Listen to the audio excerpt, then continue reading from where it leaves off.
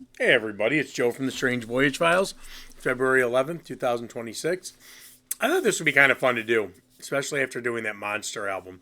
I was bored and I was kind of looking at, the how people um, rank the Kiss albums. Now, I did that on my old channel.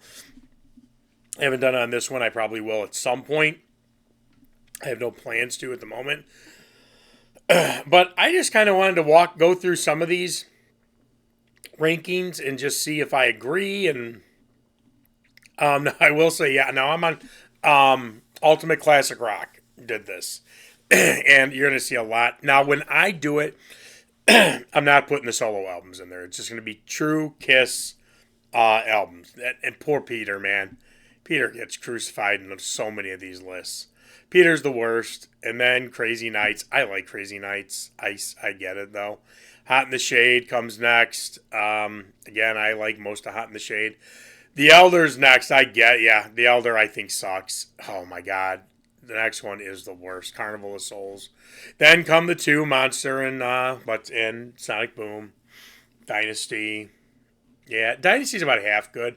Psycho Circus is about half good. Animalize I liked a lot more when I was younger, and I don't like it as much anymore. Then Asylum. I'm skipping over the solo stuff. Unmasked, I love Unmasked. You'd say what you want. Unmasked is in my top five without a doubt. Lick It Up, Revenge. There's no way Revenge would be that high. Revenge's got like three, four good songs. Again, and this is blasphemy for most people.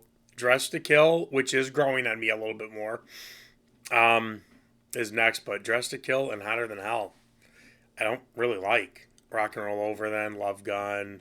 Hotter Than Hell is number four. Number three is Kiss, the first one. Creatures of the Night, and then Destroyer. I guess the top three I get, but my number one is without a doubt the first Kiss album. All right, let's see what Loudwire has to say. No, I don't want you sending me messages. Um, let's see. Peter. Not again, no surprise. Then it's Hot in the Shade. Monster, yeah. I mean, again, this is what prompted this video is to kind of see where Monster fell out. Monster and Sonic Boom. Yeah, Monster isn't too high on too many of these. Cool cover, except the two fakers that are on it, but Monster was a letdown. The Elders next and Crazy Nights. I like Crazy Nights. Yeah, Dynasty's got about half good songs. I know a lot of people really like Dynasty. Psycho Circus. I can't believe Carnival of Souls. Carnival of Souls, to me, that no matter what will be their worst album. That is just that Soundgarden garbage that Paul wanted nothing to do with.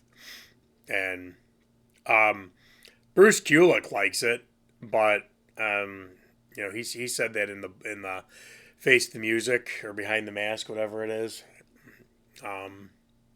book I showed a while back. Then Asylum, then My Unmasked, Revenge, Animalize, Sonic Boom. Sonic Boom made it pretty high. It's number 10. That's shocking. Dress to Kill. Dress to Kill for me would probably be about number 10. Rock and Roll Over, Lick It Up. Again, I'm skipping over the solo stuff. Creature of the Night is 5. Hotter Than Hell is 4. I don't get Hotter Than Hell, man. I just don't. I'm not going to give up on it. Love Gun, Destroyer, and then, yeah, the first Kiss album is absolutely the best. They put it at number 1.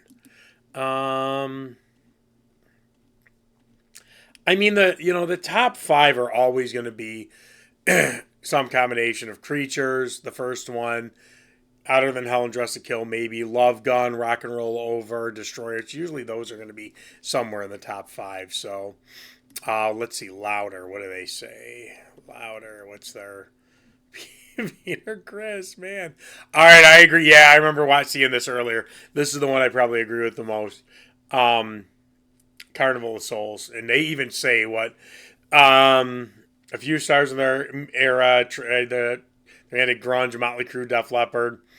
Yeah, and it was a failure all around. They have a Monster next, then Psycho Circus, then Animalize. Yeah, Psycho Circus and Animalize I wouldn't put this far down at the list by any means. Hot in the Shade, no matter what I think, it's always going to be at the bottom of the list. This surprised me. Asylum. And I'm really just sticking with the solo or the studio albums. They're throwing this one's throwing everything in, like Alive 3 and all that stuff. I'm skipping that. Crazy Nights. I'm very surprised that Crazy Nights is so high on someone's list. The Elder, Unmasked, of course. Now, the funny thing about Unmasked is really coming. Yeah, it's more towards the bottom end of of these lists, but it's still about halfway through. It's not always at the bottom. Dynasty, Revenge. A lot of people, I don't know, man. I liked Revenge is another one I liked more when it first came out. Even then, I only thought about half of it was good. Now, even songs I liked, like I really loved Tough Love. It's still okay, but no, Sonic Boom is not better than those albums. Lick It Up, Hotter Than Hell, Love Gun, Rock and Roll Over, Dressed to Kill, Creatures, the First Kiss album, and then Destroyer. Yeah. Again, yeah, it just kind of goes back into this. The same albums are hitting those top ones. Let's see. Oh, Rolling Stones. Oh, Rolling Stone is just boy. God, this Rolling Stone has not been. This is from 2019. My God, Rolling Stone has not been relevant in 25, 30 years. They suck. But here's what's funny. Now this is hilarious, and I like the album. But just to show you how out of touch they are. So they're only doing the top 10 Kiss albums. They put Hot in the Shade at 10. Now, maybe I would. Maybe. But now, and again, they're also throwing in live albums because number 9 is a live 2. Rock and Roll Over, Creatures of the Night, Dressed to Kill, Hotter Than Hell, Love Gun, Destroyer, a live 1, and then the First Kiss album. So, but for them, Hot in the Shade is in the top 10 Kiss albums of all time. I know people, a very vast majority of people disagree with that. What's this? This is consequence.net. Yeah. All right, yeah, they start off where I would start off. The last one is Carnival of Souls. Garbage. Man, is that album garbage. Hot in the Shade. Crazy Nights. Monster. Psycho Circus. This is like one of the other ones. Sonic Boom. There's no way I would absolutely put